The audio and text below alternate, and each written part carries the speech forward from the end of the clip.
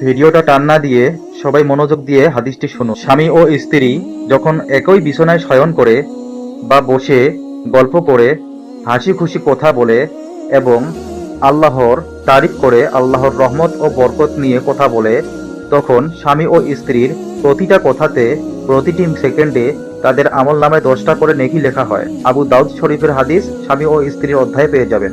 এবং যে ঘরে স্বামী ও স্ত্রী একই কম্বলের নিচে ঘুমাবেন, ওই ঘরে আল্লাহর রহমত নাজিল হতে থাকে।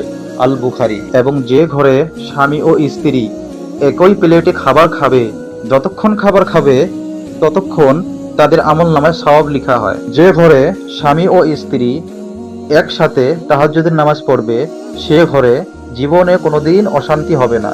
বুখারী ও মুসলিম শরীফ। মুসলিম শরীফের হাদিসটি মনোযোগ দিয়ে শুনুন।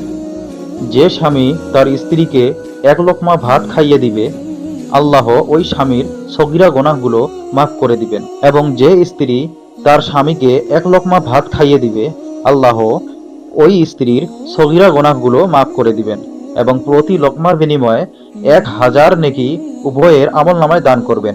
সবাই কমেন্টে আমিন লিখুন আর ভিডিওটাতে একটি লাইক আর শেয়ার করে দেন। ধন্যবাদ।